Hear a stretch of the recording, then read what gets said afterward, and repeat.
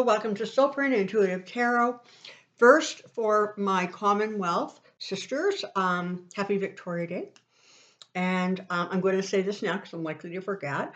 And to my American viewers, we've got Memorial Day coming up on the 30th of May. So have a wonderful celebration for that too. Okay, I'm going to do 3 quick mini reads. You're going to be seeing this on the 24th of May.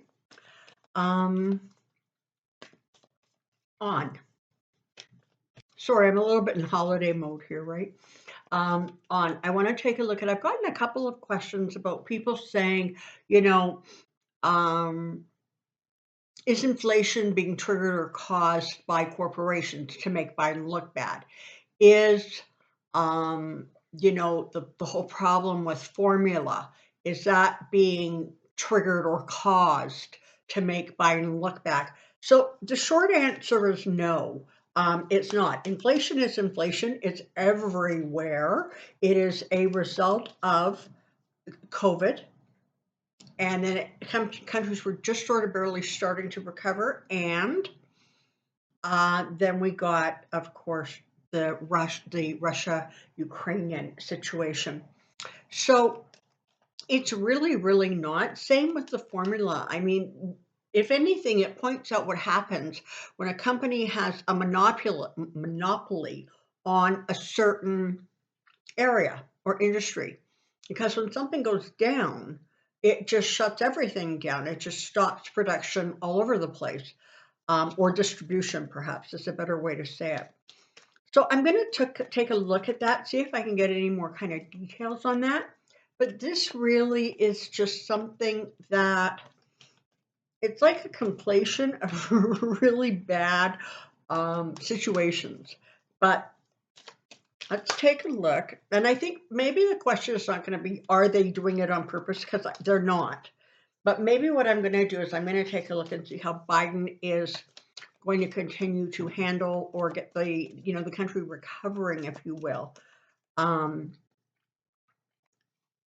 from the inflation that it's in. And again, like I said, you are not alone. The world, developed countries are all struggling with inflation. It's just one of the cycles we're in, and that's where it's at right now. All right, come on down. I have a question. Okay, here we go. U.S. Biden inflation, U.S. Biden inflation, U.S. Biden inflation. What do we have here? Okay. Yeah, so first of all, just sit back, take a deep breath, and listen. I know it's hard. We're being impacted too. The cost of fruits and vegetables is crazy. Out here in Canada, there's going to be issues, particularly with fruits and vegetables, because BC, that produces a significant amount of certainly the fruit for Canada, aside from there's orchards and stuff in Ontario. I don't know if there's any on the East Coast, but they were detonated last year by fires and floods. So it's everywhere, okay? But you've got a strong economy, even though right now it's a wee bit painful, but you guys are going to get through this. You're going to ultimately end up walking away from this, and frankly, in a little bit better shape. Okay, so here we go. So we're starting with the Strength card. Okay, so this is talking about not only kind of the strength of the economy, but it's also talking about the strength of Biden and the way he views things. And understand this: inflation happens when there is more money than product. Okay, and so there's more money to spend on product. The product then becomes there's just a shortage of it, and that doesn't matter whether you're talking about the housing market or diapers or apples. Okay, that is just part of a normal cycle that and listen, if you're over the age of for certainly 40 or 50, you have lived through recessions and recoveries and recessions and recoveries. So this one is going to be a little bit tricky. And again, not only for the States, but for globally, because there are so many factors that have gone into kind of creating a situation where in some cases the only solution is to ride it out. It's to just sort of kind of get through the period of time. Furthermore, it's important to remember that when these situations happen, it is very helpful at that point to take a look and just see if sort of some of these countries that or companies, sorry, that hold these monopolies, if there shouldn't be something done to look into those kinds of monopolies, especially when you're dealing with essential goods. Just my opinion. All right. You guys are going to come out of this just as slowly but surely. The world is going to come out of this.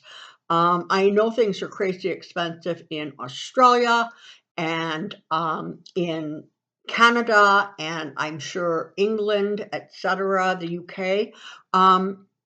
This is just part and parcel of where we're at right now. Okay, so, but I want you to trust that there really is going to be a recovery. I want you to just sit back and relax a little bit and understand that this too shall pass. Okay? And you know what? In in in an interesting way, just like the whole COVID situation created an environment where people were actually able to slow down and really look and evaluate at what was in their life, who was in their life, what they were occupying their time with, and whether that was actually how they wanted to spend their time. If the things that were really sort of, keeping them busy were actually what they wanted or needed in their life. And so, listen, I get babies need formula. Okay, that's not what I'm talking about. I'm talking about, from 50,000 feet. Maybe this is also a time to take a look and see if there are not things in the way we function that can be streamlined a little bit. And you know what? It's not about sacrifice as much as it is sustainability. So you're going to move through this as a country. You're going to move past what is really a very difficult time right now. But I think as you come through it, there are going to be some kind of insights that come to bear are going to allow you to kind of, just kind of like the COVID thing, sort of take a look at your life and see, if you actually need everything that you think you need. For some people, absolutely, it's going to be really hard decisions to make, and I am not trying to write this off or make light of it, but it is part of a pretty normal financial, if you will, cycle.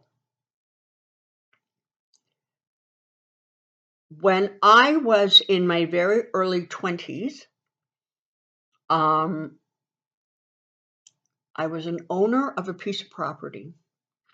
When we got the mortgage on that property, we were paying 18% interest on our mortgage. That's inflation. I'm just saying. Ultimately, it's going to come down to another balancing of finances against goods and services. But as far as Biden goes, interesting that the King of Pentacles came up, right? And actually, it's not all that interesting. It's very insightful because, of course, you know who, the wannabe pretend Vice President of the United States, his idea because it started creeping up when he was still in office, and he got all hot and bothered because he just wanted the interest rates to drop more and drop more. Because, of course, from a businessman's perspective, that's what you want to have happen, right? Because then everything's just cheaper to function and operate from. But you have somebody in office now who actually knows and understands the economy, and things are going to correct themselves. It's going to be a little bumpy for a while. I'm not going to sugarcoat this, but it's not going to go on and on and on. This is like a course correction, and it will settle. And ultimately, you may discover actually that there are um, sort of new businesses that spring up to take some of the strain off, or create new opportunities, or new um, kind of thinking outside the box solutions. So I know it's tough right now, but hang in there. And I have to tell you, just energetically, as I've been kind of pondering, not only your economy, but the world's economy, Canada's economy. It feels very much like as we move towards late fall, winter, like as we get towards the end of this year, it very much feels like things are going to kind of settle down a little bit. Okay. So, you know, it doesn't feel at this point to me, in any case, that it's going to be like a long haul. All right. All right.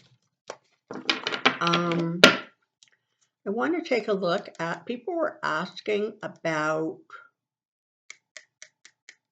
Mike Flynn and his brother Charles, and what the situation was there, because it appeared, even though from what we can understand, that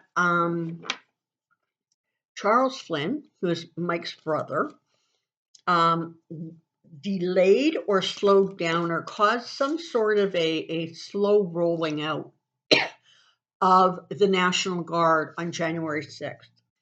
And people want to know why in hell he was sort of like promoted as opposed to like court-martialed. People also want to know, likewise, where all the shenanigans that Mike Flynn has been up to, why he has not, I'm not quite sure what it is. I read it, but I didn't all absorb it exactly. But something about being recalled so he could then be tried under the military, so court-martialing, as opposed to civic. Excuse me. So I want to just take a look at the brothers Flynn, okay? From what I understand, Mike Flynn has really, really gone around a corner and into a deep end. Sorry about that. I'm getting my springtime coughs and sniffles.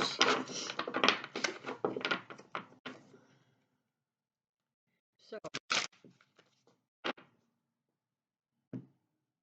tell me about the brothers Flynn. Tell me about the brothers Flynn. Tell me about the brothers Flynn.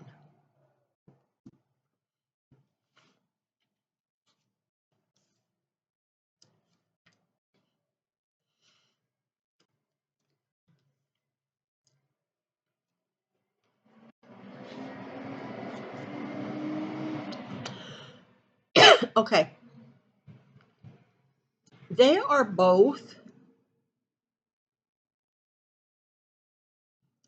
kind of admirers, if you will, of, the Mar-a-Lago orange guy. So in Flynn's case, it really sort of played into a part of him that had already become a little bit untethered. Okay, like, let's not forget, Obama warned Trump about Flynn. And the way Trump took the warning was to make him what? Head of national security, or whatever it was he was made head of, that lasted, 6 weeks or something. He's already was already sort of prone to, conspiracy theories, et cetera, et cetera, et cetera. And the thing is, that family is really, really super motivated by money because, if you think about it, one of the things that Mike Flynn was doing was he was sort of acting as an agent, if you will, for other countries, right? I mean, wasn't he the one who was trying to get somebody kidnapped and sent back to wherever somebody in some other country doesn't like him? Don't you love the way I am like fixated on the details, eh? Okay. But they're motivated by money and financial security, et cetera, et cetera. And that really does go into some of their calculations.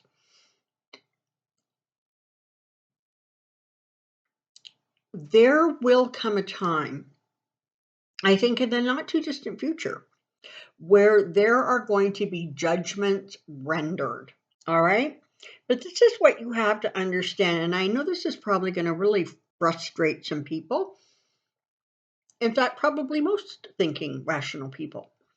But not everybody everywhere is going to end up being punished over corruption, over the events of January 6th, over et cetera, et cetera. Okay, it's just not going to happen.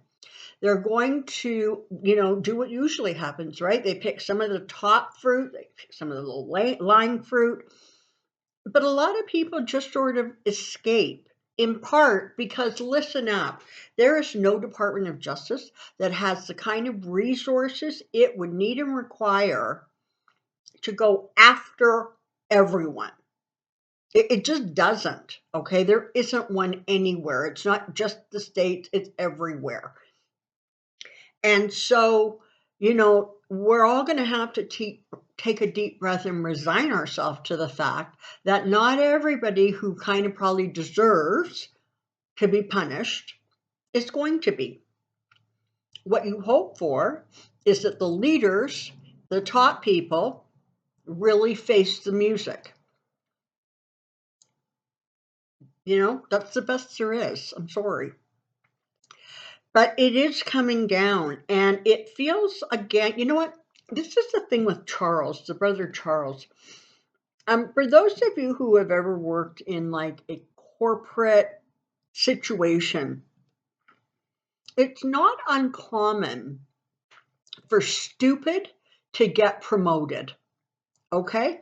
It's like when you have a manager or somebody who is just so bloody incompetent. Maybe, I don't know, maybe they have a really good pension and it would take a lot to pay them out. I don't know. But there's this weird thing that happens where they end up getting promoted, which is how come you end up with people managing departments or divisions who frankly don't know what the hell, because they got promoted from some other area. It's like they keep promoting them to keep them out of everybody's way. It's like the useless son at daddy's corporation who becomes the vice president, but then they just ignore him and let him play in his office. It's like that. And so, as far as Charles goes, I'm not sure. I think that there's going to be a spotlight put on him. I think there's going to be some judgments or some criticism coming his way. And I think there's going to be ramifications for that, because let's not forget, sometimes judgment really is about karma. But sometimes the easiest way to deal with kind of that dynamic is to move them to a different place. And that's exactly what happened. Whether it was a lateral promotion or an upward promotion, I don't know. And frankly, it's not really important in the grand scheme of things. Likewise, when it comes to Michael Flynn, again, January 6th is going to really, really shine a spotlight on some of those people that were really the agitators, but the high level agitators. And there's going to be judgment passed there. I can't tell you right now whether there is actually going to be, criminal charges, contempt, and indictments and guilty verdicts, whatever. I can't tell you that, but it definitely feels that there is some loss and humiliation coming for the brothers Flynn. That's what I've got right here as I look at it. make no mistake though, Mike Flynn is going to continue charging ahead and ranting his crazy nonsense because like he didn't just go around the corner, he sort of fell down a flight of stairs too. And so wherever his mind is, it's not, in actual reality. It's not on objective reality. It's his little world, okay? But they've definitely have situations coming where there's going to be loss. And in some ways, it makes you wonder if, kind of without the whole crazy that Mike Flynn in particular surrounds himself with, if that's just sort of what keeps him going these days, if that's where he keeps his focus, because maybe he just doesn't have anything else to keep his focus on, and he wants to feel useful. And when you have somebody who is already predisposed to believe that every bloody thing in the planet is a conspiracy against something, that's a massive rabbit hole that he slid into. And I suspect he is going to continue to slither around that rabbit hole probably for the rest of his years, certainly for years and years to come. Are they worried? Yeah. Are they scared that things are going to not turn out so well for them? Yeah. And there's a lot of stress in sort of their domestic situations. And I think there's actually some tension between the two brothers. They were so sure they were right. That's what happens when you live in an alternative reality. They were so sure they were right. They were so sure they were going to be the heroes. And instead, they've kind of ended up being, laughing stocks, figures that really sort of, I don't know, are sort of viewed on a little bit maybe with disgust or pity. So that's, that's kind of a hard knock, right? Okay, and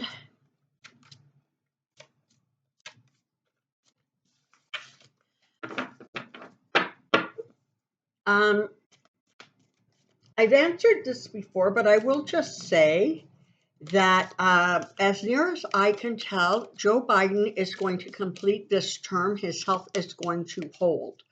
I have always said he was going to be a one-term president. I know a lot of people are getting that he's going to run for a second term.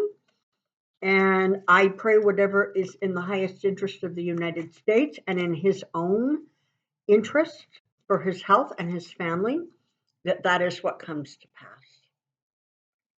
Now, I know some of you are kind of really tired of hearing about Trump, but I do want to take a quick look at him because, so he had, I guess, all three now of his children have testified to the January 6th committee. Rudy Giuliani apparently on Friday sat for something like 9 hours with them, so I'm sure he had a lot to say.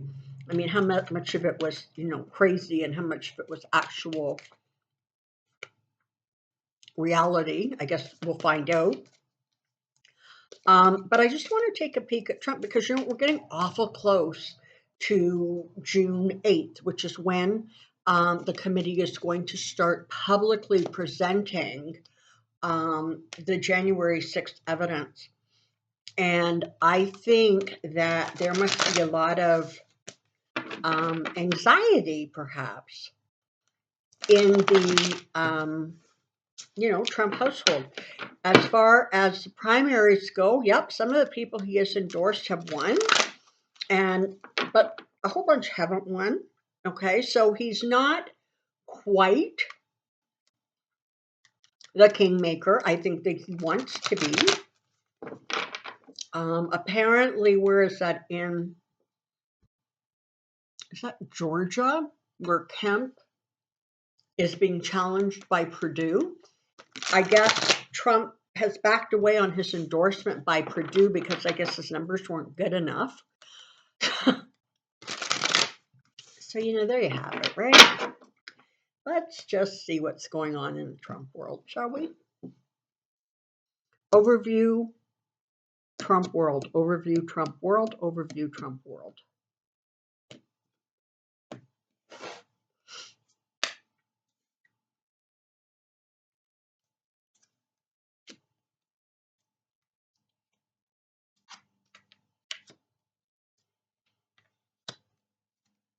Oh boy. Okay.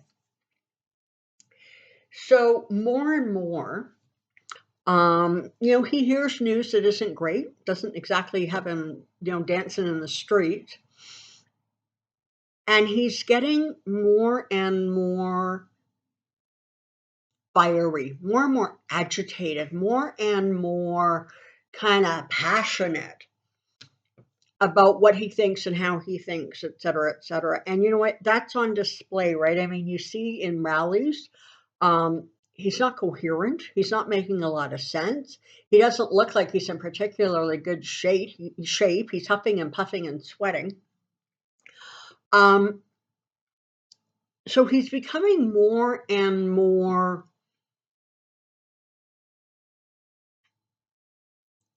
out of control. There's more raging. There's more fire to what he says and how he says it and how he's behaving, and not necessarily in a really great way, right? I mean, fire can burn and fire can get out of control, and that's sort of the energy. He's actually becoming very concerned about what the current government has. Now, understand, in his head, part of him understands he's in trouble. Part of him believes it's a massive conspiracy. And part of him still thinks that he should be able to just win next time. I know there's a lot of talk about how he has to win. He has all this money, da da da. I still don't see him running again for 2024. But more importantly, he's really concerned about what's going to be found out by the current situation. And he's getting bad news all the time, all the time. It's little pieces of bad news, whether it is, the people he endorsed don't do well, whether it is the lawyer saying, yeah, you know what, that got thrown out by the court, whether it is investigators inching too close, whatever is going on. It's like day by day by day, he just gets more and more bad news. He is volatile right now. He frankly is trying to amass by whatever means possible, whatever he can amass, whatever he can hold on to, steal. He's trying to pad his coffers. And he's becoming more and more trapped, and he's actually really scared of sort of, being tossed into prison. But the thing with Trump and Trump's energy, okay, so first of all, right now there's absolutely no balance. He's like so out of whack. One's here and one's like way up here, right? Okay, like there's no balance or clarity or calmness as he goes forward. But this is the thing you've got to remember about him is Trump's defense is always, but everybody else does it. Yeah, it was incredibly corrupt in the real estate market in New York, but that's what everybody is. That's what everybody does. And so therefore I can't be wrong because everybody else does it. And that's sort of how he views kind of what's going on. Okay, so yeah, maybe he did something bad, but so did Rudy Giuliani, and so did Mike Flynn, and so did, and so did, and so did. And so there really is, for him, kind of this, yeah, that was maybe not so great, but I can justify it, but I can justify it, but I can justify it. And that, I think, is actually part of what's going to come raining down on him, because what he's going to discover at some point is that just because the other guy did it, it doesn't make it legal. It doesn't mean it's okay.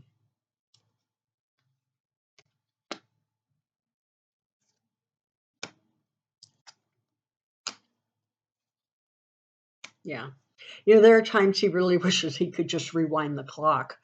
Um, but I have to tell you, that is counterbalanced by the fact that he loved the power and the attention and the everybody saying, yes, sir, yes, sir, yes, Mr. President. That was like an ego fix, an adrenaline rush. And there is nothing that can replace that for him. But you know what? I don't think it really does feel like sort of the bubble that he has been living in is going to come to an end, and things are going to shift for him. He's going to be entering a new kind of reality, and I don't think it's going to be a very pleasant one for him. Yeah, really not so pleasant.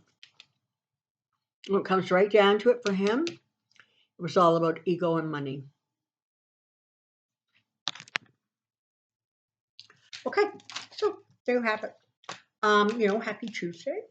Um, I will see you back here again on Friday. Thank you for the support of the channel, all of it, the comments. It's all fabulous, and I'm very, very grateful to the donors. Thank you so much. And quickly, for those of you who might be interested in a private reading, in the link in the Dropbox below, there's an email. Just send an email address. Just send me an email, and I will send you the information that you need. Okay, so until next time, take care. Be well. I'll see you soon. Bye-bye.